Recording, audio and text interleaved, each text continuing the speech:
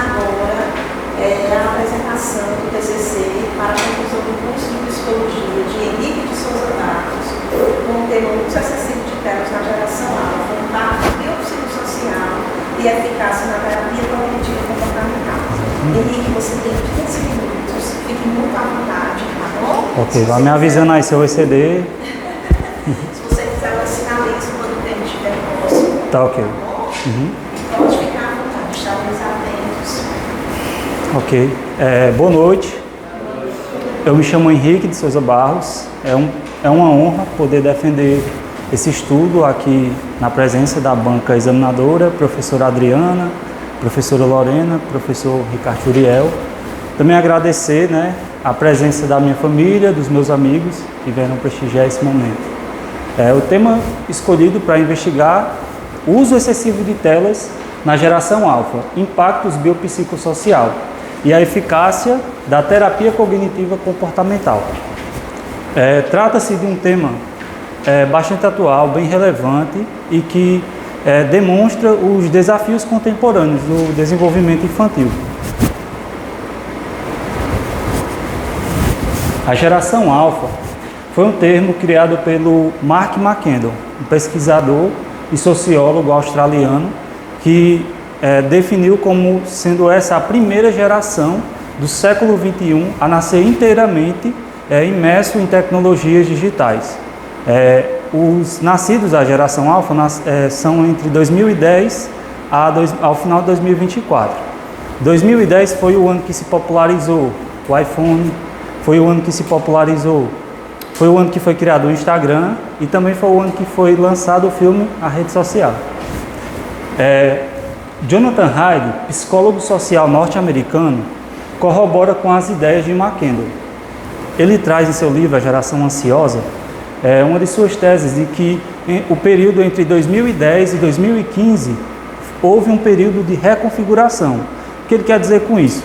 Que antes de 2010, jovens, crianças tinham experiências majoritariamente presenciais, cara a cara.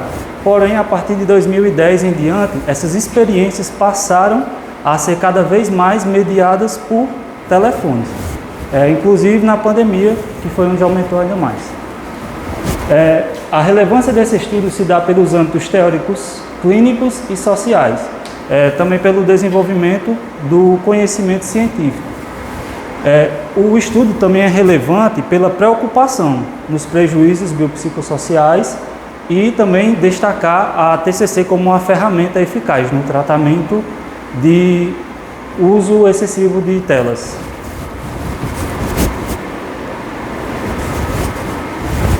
Optou-se pelo método de revisão integrativa de literatura, pelo fato dela sintetizar os resultados de diversos estudos com diversos delineamentos e possibilitou que a análise fosse mais ampla e consistente. A estratégia utilizada para a pergunta de pesquisa foi a estratégia PICO, amplamente utilizada em prática baseada em evidência. A população escolhida foi crianças e adolescentes da geração alfa. A intervenção foi a terapia cognitivo-comportamental, a comparação, as modalidades presenciais e online, os desfechos, os prejuízos biopsicossociais associados à exposição às telas e a efetividade da intervenção em diferentes contextos. A partir dessa estratégia, veio-se a pergunta: quais as evidências sobre os prejuízos biopsicossociais ao uso excessivo de telas e a eficácia da terapia cognitivo-comportamental como intervenção?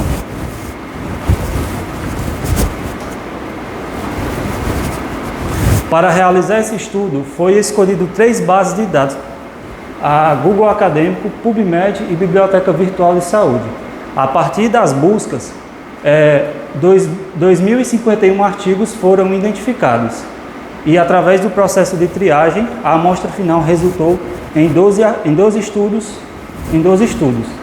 O processo de inclusão foi de estudos publicados de 2020 a 2025, estudos empíricos ou de revisão de literatura, amostras formadas por crianças e adolescentes da geração alfa, textos completos na íntegra, publicados no idioma português ou inglês.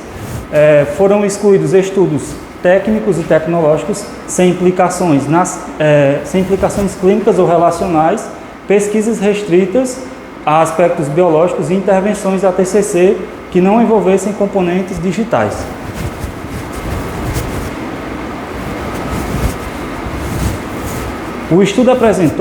Os estudos apresentaram diversas características. A primeira, a diversidade geográfica. Desses 12 artigos, foram representados por 8 países, o que oferece uma perspectiva multicultural. A distribuição linguística se deu de 8 artigos em inglês e 4 artigos em português, demonstrando o alcance internacional do tema, mas também tendo a representatividade da língua portuguesa. Também foi analisado uma variedade de delineamentos metodológicos, revisão sistemática, ensaios clínicos randomizados, estudos de intervenção, triangulação de evidências robustas, revisões integrativas e revisões narrativas.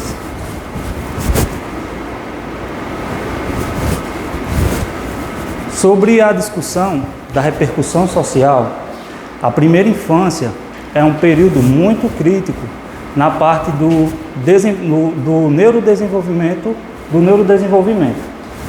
Da Silva Curvelo vai trazer nos seus achados que o uso excessivo de telas pode levar à deficiência nos sistemas motores finos e grossos, ou seja, as crianças passam a ter dificuldade para se movimentar, se locomover, dificuldade nas áreas... Não.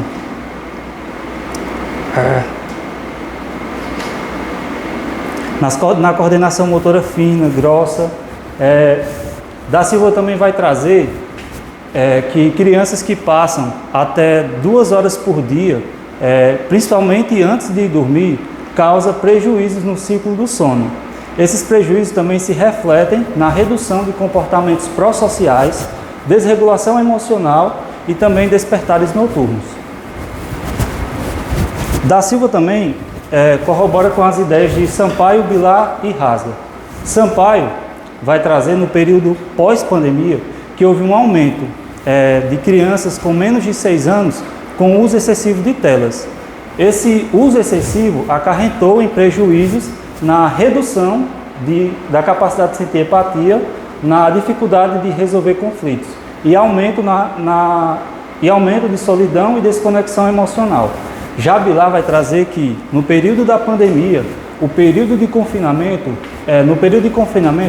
houve a redução do contato entre os pares. A consequência disso foi o uso intensivo de telas.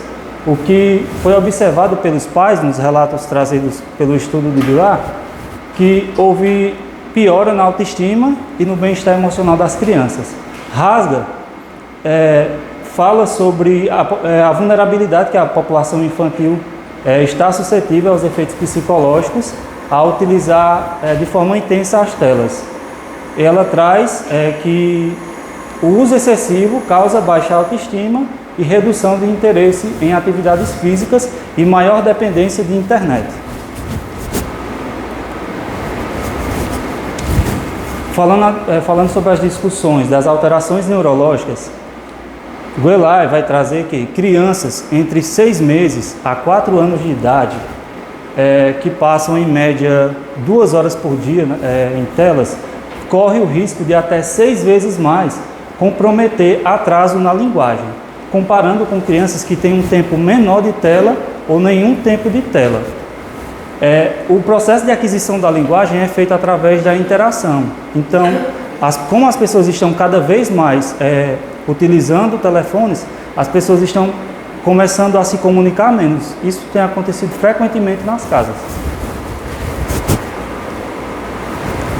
O Ant também vai corroborar com os estudos de Guelai, e ele traz uma pesquisa que ele fez e traz dados de neuroimagem em mais de 49 mil crianças em idades pré-escolares, e ele fez uma comparação. Crianças que fazem o uso intensivo de telas têm prejuízos no córtex pré-frontal. O córtex pré-frontal é uma área nobre do cérebro. É a última área a se desenvolver do cérebro humano. Então, é a área responsável pela parte da socialização, pela parte do sentir, Então, todos esses estudos corroboram um com o outro.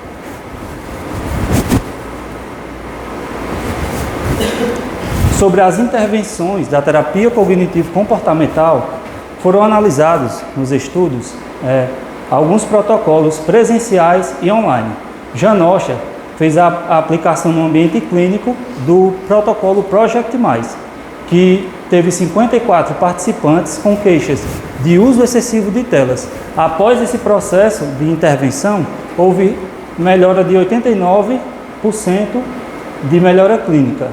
Já Espinosa, ela traz dois protocolos online, o ANTER e o UPA, de forma online, com 58 participantes com queixa de uso excessivo de telas, e também, ao ser feito o processo de abordagem da intervenção, houve alta eficácia clínica e após 3 meses de verificação, verificou-se que as melhorias foram mantidas.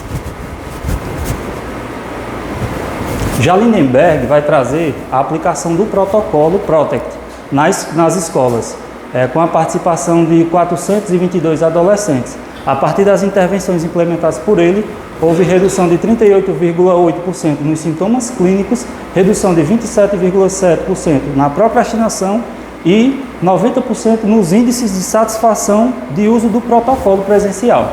Já Marte vai trazer 2 protocolos. O primeiro protocolo ele foi desenvolvido para reduzir custos. Então, um protocolo que ele é inteiramente interagido pelo participante de forma autônoma, apenas quando necessário ao suporte do terapeuta por videoconferência. Já o segundo protocolo foi um protocolo também feito de forma online por videoconferência, mas a diferença foi que esse teve a participação do terapeuta do início da intervenção até o fim. Todas as videoconferências o terapeuta compareceu. Esse estudo foi feito com 137 adolescentes, houve melhora de 88% nos sintomas clínicos no segundo protocolo e taxa de desistência de 16% no segundo protocolo.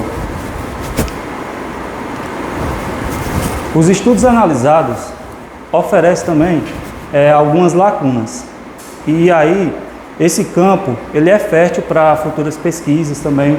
Então, foi analisado a escassez de estudos de causalidade entre o tempo de tela e os prejuízos. E também teve comparação, não teve um estudo que comparou as intervenções presenciais e online.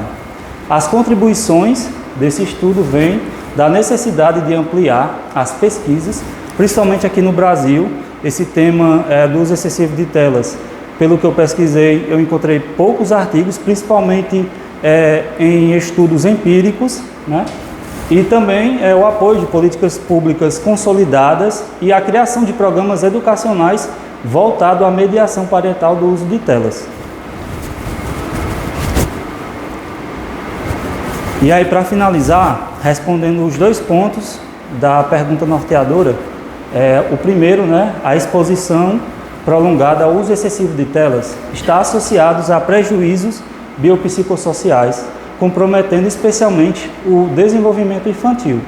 As evidências apontam impactos negativos em funções cognitivas, linguagem, regulação emocional, comportamentos sociais, atenção e capacidade de foco. E por fim, os estudos analisados convergem ao indicar a eficácia da terapia cognitivo-comportamental nas modalidades presenciais e online, na redução dos prejuízos associados ao uso excessivo de telas. Obrigado.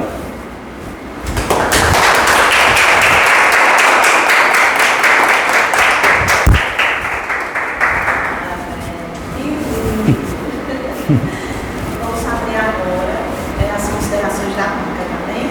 Vamos começar com a professora Lorena. Olá, boa noite. Boa noite. Parabéns pelo trabalho. Um tema extremamente importante, atualmente, tanto por falar de criança, como por falar da relação alta que envolve, tanto todos nós como as pessoas que já passaram por isso. Achei bem interessante o tema no sentido de você aprofundar essa questão das pesquisas, dos testes, Porém, eu fico meio assim com os testes foram realizados de forma online, né, dentro porque se a gente está falando de telas, é como se a gente colocasse essas pessoas novamente em telas. Né? E aí foram meses, né, fazendo todos os testes, Sim. pelo que eu li, em telas. Porém, o que teve maior eficácia, né, entre aspas, foi o presencial. Sim, Né? exatamente. Então, talvez em um futuro, né, trabalhar mais essas pesquisas dentro desse presencial, né, e realmente para a prática. E aí trabalhar com essas pessoas assim realmente. Mas de toda forma, parabéns. Muito obrigado. Muito importante. Professor Ricardo, pode ficar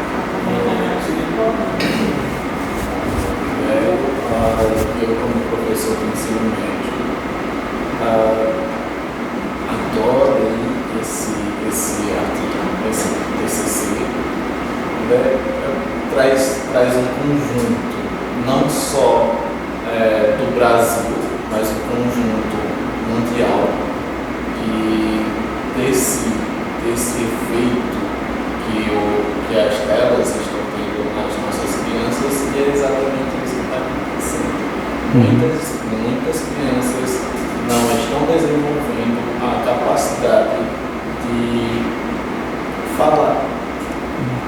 E muitas crianças, com essa incapacidade de falar, estão desenvolvendo uma incapacidade de sociabilizar. E aí prejudica muito o aprendizado. E aí o aprendizado é o quê? Não se pode ter um aprendizado online, porque a interação entre professor e aluno é mais do que uma interação.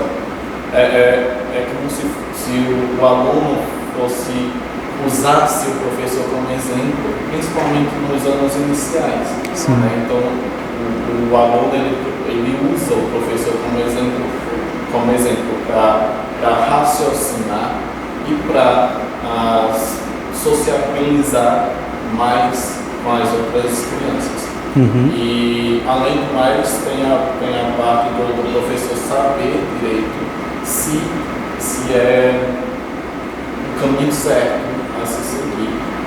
E, cara, é muito bom e realmente concordo com a professora Lorena que é como se fosse uma contradição usar o sistema online, deixar de coisar, mas o que importa é que está dando um pouquinho certo, né? Mas seria bom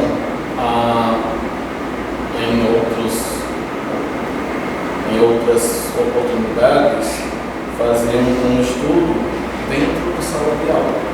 Sim, concordo. Dentro de sala de aula deve ser bem melhor de ver esse TCC acontecendo na realidade, que aqui é só um compilado de artigos, né? Exato. Exato. O objetivo. Pronto. Qualquer coisa é só conversar comigo que eu abro as portas. Na verdade, se quiser, eu tenho ensino médio, né? Tranquilo. Mas com relação a isso aqui é um bom ato, é um bom TCC, um bom trabalho, porque ele vai abranger e juntar todos os artigos. E aí é que vai, com base nesse TCC, é que as outras pessoas vão justamente fazer os trabalhos. Sim.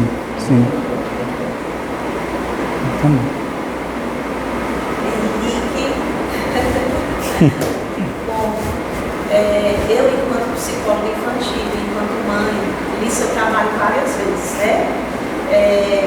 Porque assim, você teve aquele cuidado, é uma coisa muito sua, né? Você disse assim, professora, ele construiu o máximo possível para poder mostrar. Então a gente percebia assim, o filho que você estava ali gestando, que você queria, né, que ele saísse do jeitinho que fosse assim a sua cara. Sim. E enquanto mãe de uma criança, enquanto psicóloga infantil, a gente percebe o quanto o teu trabalho é necessário, o quanto esse tema é importante, né?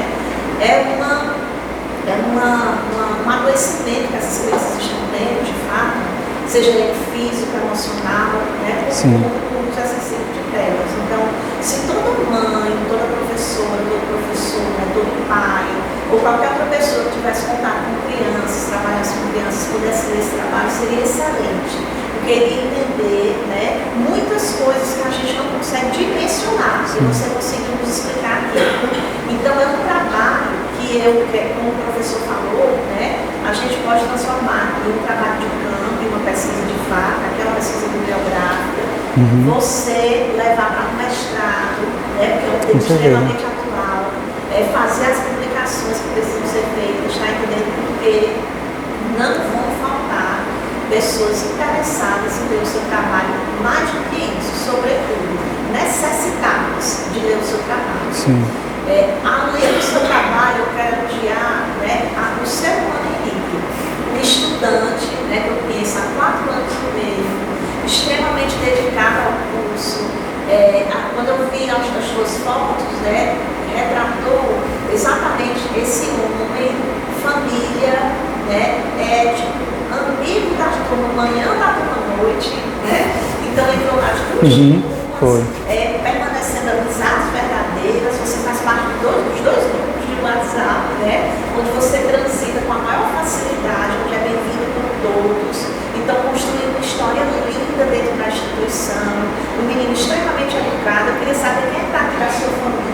Aqui minha mãe, meu padrasto, meu sobrinho, minha irmã, ali aqui meus amigos. Eu queria parabenizar, a senhora tem um filho maravilhoso, filho educadíssimo, a senhora está de parabéns. Seu filho é um príncipe, né? E Pietra, que também é uma princesa, né? Foi muito abençoada em ter você, assim como você também é muito abençoado em tê-la, viu? Você é um exemplo de homem, um exemplo de psicólogo, um exemplo de estudante, né? Um exemplo de profissional que agora você está se tornando, de colega, sempre íntegro, educadíssimo e comprometidíssimo com a instituição, com o curso. Eu me senti muito honrada com o seu convite, quando você me convidou para ser sua orientadora. Aceitei com a certeza de que você faria um trabalho brilhante, você fez, né? Até o último momento você corrigiu até a vírgula, né? Então, para que ele ficasse impecável, você conseguiu, viu? Parabéns por tudo isso. Você quer falar alguma coisa já? Eu tenho esquecido de ler os agradecimentos, é possível? Pode falar agora, se você quiser. Eu agradeço primeiramente a minha esposa, Pietra Pinheiro de Souza Barros, pelo apoio constante, pela presença cuidadosa e pelo incentivo firme ao longo de toda a trajetória acadêmica. Nos momentos de dúvidas e de fragilidade, foi por meio do seu encorajamento, dos seus conselhos e diálogos compartilhados, que encontrei motivação para seguir adiante. Sua companhia foi essencial para a construção e a conclusão deste trabalho. Foi mesmo. Agradeço de forma especial a minha mãe, Maria das Dores de Souza Barros, cuja dedicação, esforço diário e visão otimista da vida contribuíram diariamente para a realização desses estudos. Seu apoio manifestou-se tanto no cuidado cotidiano quanto na compreensão da necessidade de um ambiente silencioso, favorável à concentração. Fatores que foram fundamentais para o desenvolvimento dessa pesquisa. Expresso ainda minha sincera gratidão à minha orientadora, professora Adriana Romão Moreira de Souza, pela orientação atenciosa, pela disponibilidade em esclarecer dúvidas em cada etapa de estudo e pela paciência e comprometimento demonstrado durante todo o processo de elaboração dessa pesquisa. Meus agradecimentos a todos vocês.